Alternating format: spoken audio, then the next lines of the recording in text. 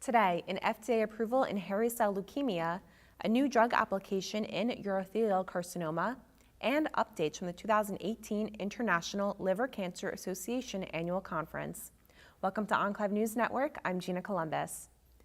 The FDA has approved the CD22-directed recombinant immunotoxin moxetumomab pasudotox, known by the trade name Lumoxiti, for the treatment of adult patients with relapsed or refractory hairy cell leukemia who have received at least 2 prior lines of therapy. This includes treatment with a purine nucleoside analog. The decision was based on findings from a single-arm open-label study that included 80 patients with HCL. Data showed that moxetumomab pasudotox induced a complete remission lasting for over 180 days for 30% of patients. Moreover, the objective response rate was 75%. Overall, 50 patients completed a full 6 cycles of treatment, and patients most commonly discontinued due to CR with minimal residual disease negativity at 15% and adverse events also at 15%. The agent was approved with a boxed warning regarding the potential for grade 3 or 4 capillary leak syndrome and hemolytic uremic syndrome, which occurred in 2.5% and 5% of patients, respectively. In urothelial carcinoma, a new drug application has been submitted to the FDA for erdafitinib as a treatment for patients with locally advanced or metastatic disease and FGFR genetic alterations whose tumors progressed following chemotherapy. The application is based on the Phase 2 BLC-2001 study, in which the oral pan-FGFR tyrosine kinase inhibitor induced a 42% overall response rate in 59 patients with FGFR-positive relapsed/refractory metastatic urothelial carcinoma. The global trial evaluated ORR in patients with pretreated metastatic or unresectable FGFR alteration-positive urothelial carcinoma who received 1 of 3 doses of erdafitinib. Across all regimens, the ORR was 35% and the confirmed disease control rate was 76%. Median progression-free survival across all dosing cohorts was 5.1 months. The highest rate of response occurred with continuous dosing of erdafitinib at 8 milligrams per day, with up titration to 9 milligrams per day allowed. In this group of 59 patients, the ORR was 42%, with a complete response in 5% of patients and a partial response in 37%. Moreover, the DCR in this group was 81%, and the median duration of response was 5.4 months. Many responses were ongoing at the time of the analysis.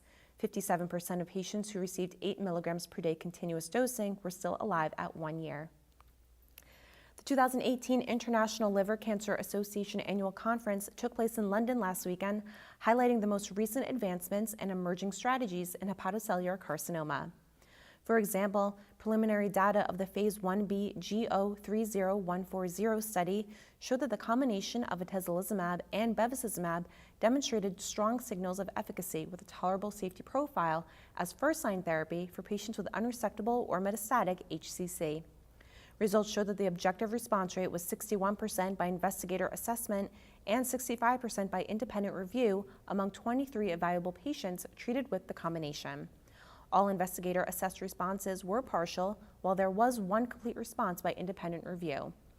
Responses were also found to be durable, as 10 responses were ongoing for greater than 6 months, including 3 that have continued for more than 1 year after a median follow-up of 10.3 months. These data follow a breakthrough therapy designation granted by the FDA for this regimen in this patient population in July 2018. Now, researchers are conducting an expansion phase of the study in which patients will be randomized to the combination of atezolizumab monotherapy, as well as the Phase 3 IMbrave150 study comparing atezolizumab and bevacizumab with sorafenib in the frontline setting. Also presented at the ILCA meeting was an independent assessment as part of the Phase 3 REFLECT trial, which compared lenvatinib with sorafenib as a first-line therapy for patients with hepatocellular carcinoma. The initial REFLECT data were the basis for the August 2018 FDA approval of lenvatinib in the frontline setting as a demonstrated non-inferiority to sorafenib. In the independent assessment, a blinded central panel of about 25 radiology experts assessed the scans according to mRECIST and RECIST v1.1 criteria.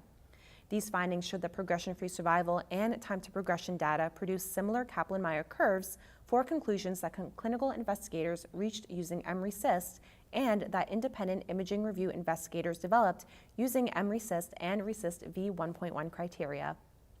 However, results diverged when it came to objective response rates, which were 24.1% for lenvatinib and 9.2% for sorafenib per Emery-CIST. The independent imaging review investigators assessed the ORRs at 40.6% and 12.4% for lenvatinib and sorafenib, respectively, by Emery-CIST, and at 18.8% and 6.5%, respectively, by RECIST v1.1.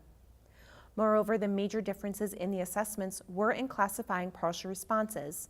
Clinical investigators reported PR rates of 23% and 9% for the lenvatinib and sorafenib arms, respectively, by Emery-CIST. By contrast, imaging review investigators found PRs of 38% and 12% for lenvatinib and sorafenib, respectively, by Emery-CIST, and 18% and 6% by RECIST v1.1.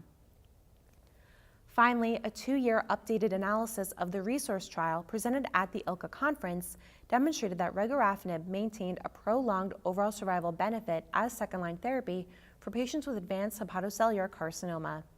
In the follow-up data, the multikinase inhibitor improved the median OS to 10.7 months compared with 7.9 months with placebo. This translated into a 38% reduction in the risk of death.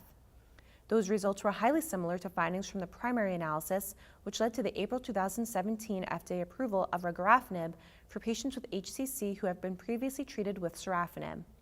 The updated findings support the validity of analyzing outcomes of patterns of progression. The new data show that patients who developed new extrahepatic lesions during sorafenib therapy had a longer probability of post-progression survival with second-line regorafenib than with placebo. This week, we sat down with Dr. Amanda Shaw of Weill Cornell Medicine to discuss improving management in gastric and gastroesophageal junction cancer. Supportive care is a key aspect of managing anybody with gastric and GE junction cancer. Patients commonly have dysphagia, weight loss, nutritional issues. Peritoneal disease can impact on nutrition as well. Neuropathy can play a role, and there's psychosocial factors as well. And I found that the better we are at supportive care, the better we are at delivering chemotherapy, the better it's tolerated, and ultimately outcomes are better.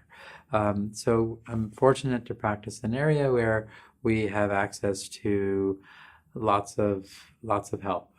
Social worker, dietitian, gastroenterologist, surgeons, and you know, I think we need to take advantage of that support to provide, you know, ancillary support to our patients. There can be challenges for multidisciplinary involvement. I think one obvious challenge is that people are busy.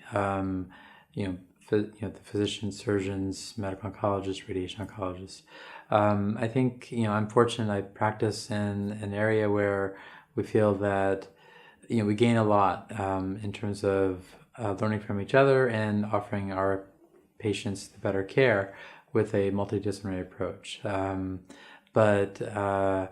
If someone is unable to come, I am sure to email them or text them or sort of follow up to see, if they had any questions about any cases or get their input to sort of remind them that their input matters. But I think that's one challenge. I think another challenge is that in many areas, unfortunately, it's not convenient to do multidisciplinary care. It's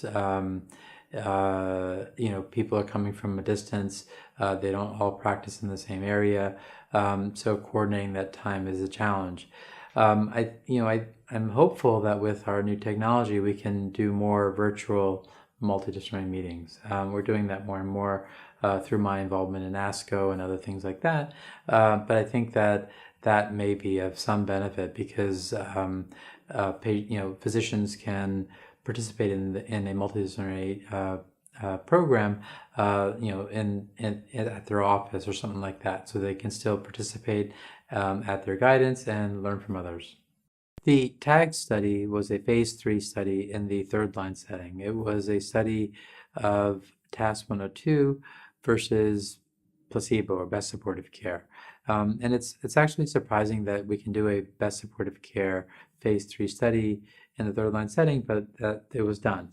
And it was in fact positive. So over 500 patients were randomized. It was a 2-to-1 randomization. The median survival with TAS 102 was about 5 months versus 3 months with the placebo. So these data were just reported at the World GI meeting in Barcelona, and it's fantastic because it'll add another drug to our armamentarium for treating gastric cancer. There have been many studies performed in gastric cancer in terms of phase 3 registrational trials. Recently, there are several that have been negative, but there are several that are ongoing. We're awaiting the results of the phase 3 first-line study of FOLFOX plus or minus the MMP9 inhibitor andgastroesophageal, and the phase 2 study that supported the phase 3 study just was published in Clinical Cancer Research, and the data were compelling, and median survivals were well over a year. So that may change the landscape. The use of pembrolizumab or nivolumab in the first-line setting may change the landscape as well. So I think drug development is quite active. There was a novel ADC, antibody-drug conjugate, that was recently published in Lancet that targeted HER2. That there's studies ongoing now examining that in the advanced line setting as well. That's all for today. Thank you for watching Enclave News Network. I'm Gina Columbus.